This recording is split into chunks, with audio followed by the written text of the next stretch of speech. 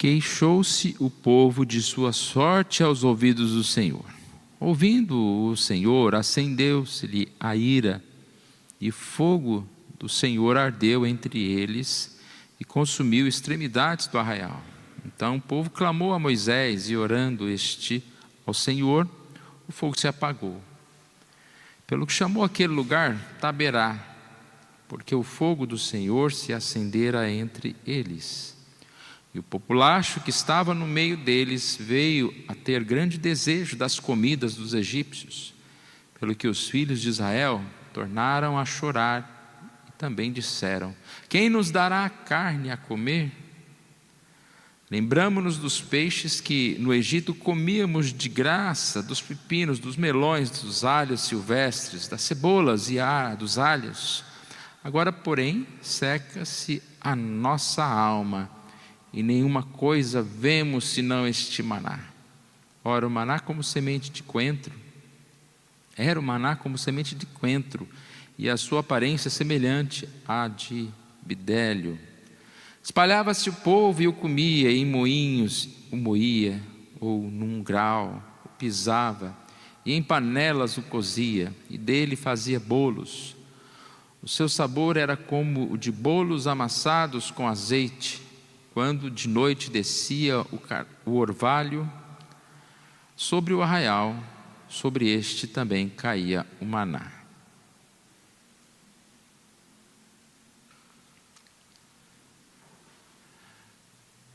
É uma passagem bem conhecida.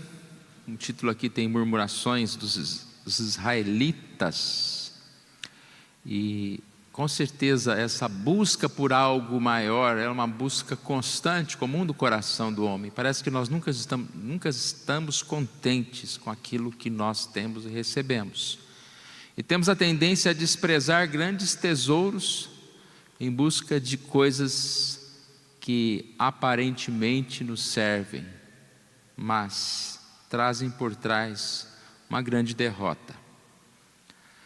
Nós percebemos aqui, nesse texto, que aquelas pessoas estavam esquecendo da libertação, esquecendo da presença de Deus, digamos assim, né, ignorando a importância deste maná e lembrando das coisas do Egito. Chega a falar que o maná era algo desprezível.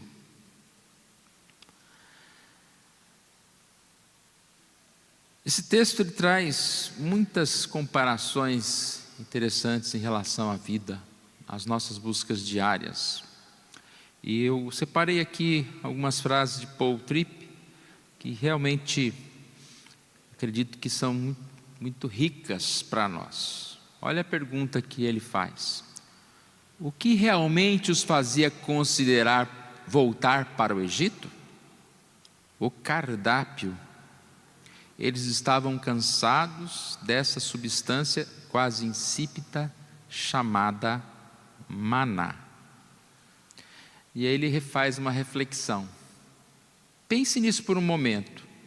O sabor de um alimento providenciado por Deus subia a tal nível de importância que eles foram realmente capazes de olhar para o Egito como um lugar com um cardápio melhor, em vez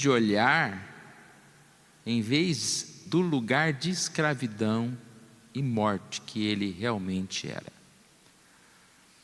Bom, quem dá sabor aos alimentos é próprio Deus. A gente sempre fala, né, que a idolatria, a busca de um ídolo, é sempre a busca de algo também que necessariamente não seria negativo, não seria errado. Mas aqui o que está por trás, que o tamanho desejo, tamanha vontade de matar esse desejo, fez com que eles esquecessem simplesmente de tudo.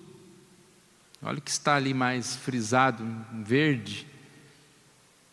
Olhar para o Egito como um cardápio melhor. Quantas vezes nós começamos esquecendo onde nós estamos e começamos olhar para o mundo como um lugar que tem um cardápio melhor, e não olhar para o mundo como um lugar de escravidão e morte, que é o que ele realmente é. Se você amar ao mundo, se você se entregar ao mundo, se você começar a olhar para o mundo como um cardápio precioso de delícias, você vai se afastar de Deus, você vai se esquecer de Deus. E a sua programação, a sua agenda será satisfazer-se. Você vai começar a lembrar de pepinos, melões, de comidas, de prazeres, de viagens, de sucesso, de dinheiro. E aquela coisa que a gente aprendeu quando estudamos sobre a idolatria. Os ídolos nem sempre são coisas ruins, negativas. A maioria deles são coisas boas. Só que são coisas boas que nós colocamos no lugar de Deus e da liberdade.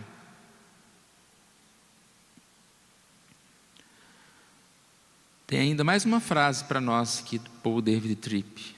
Às vezes mordemos a isca e buscamos por menos, como se fosse mais.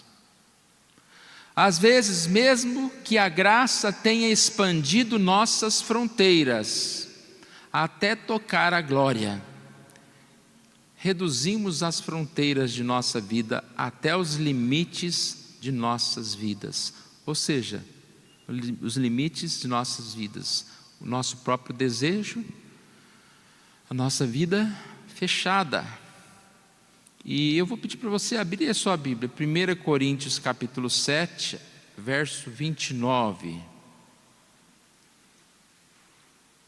1 Coríntios capítulo 7, a partir do verso 29. Irmãos, isso é o que quero dizer: o tempo que se resta é muito curto, portanto, de agora em diante, aqueles que têm esposa devem agir como se não fossem casados, aqueles que choram como se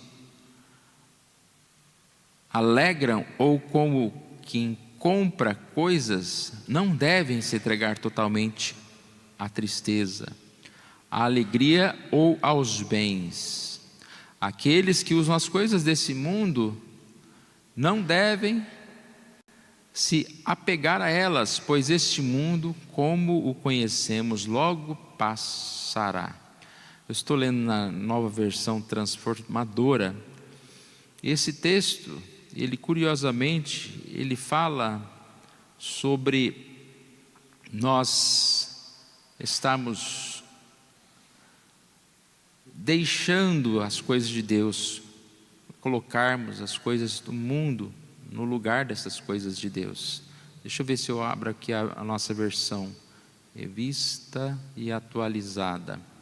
Voltando um pouquinho aqui no texto,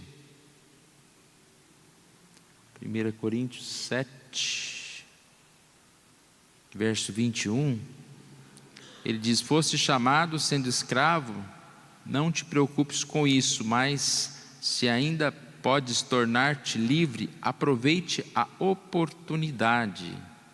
Nós de escravos passamos a ser livres, pois que o que foi chamado no Senhor sendo escravo é liberto no Senhor, liberto do Senhor. Semelhantemente, ao que foi chamado sendo livre é escravo em Cristo. Ou seja, nós éramos escravos do pecado, fomos chamados do Senhor e fomos libertos. Mas aí ele fala que ao mesmo tempo, libertos, nós somos escravos de Cristo, servimos a Cristo. E é o conselho do verso 24: irmãos, cada um permaneça diante de Deus naquilo que foi chamado. Permaneça diante de Deus. Não morda a isca do menos pelo mais. Eles foram chamados, foram libertos do Egito para viver em paz. Não mordam a isca do Egito. Não busque essa liberdade, ou seja, a liberdade da sua própria fronteira, do seu próprio limite, dos seus próprios desejos, para abandonar a liberdade perpétua, completa, que nós temos no Senhor. Permaneça diante de Deus. Ou seja, a vida é uma busca, né? A gente sempre fala sobre isso. A ambição não é algo negativo. Essa palavra até tem um tom pejorativo, né? Ambição. Não, a ambição é esse desejo de buscar algo maior. Só que a ambição precisa ser verdadeira, precisa ser cristã. A busca precisa ser realmente maior, porque muitas vezes o que o mundo chama de uma busca maior e melhor é exatamente a própria derrota. Trocar Deus, a palavra de Deus, pelas coisas deste mundo. É uma mensagem muito clara, que possamos refletir nela.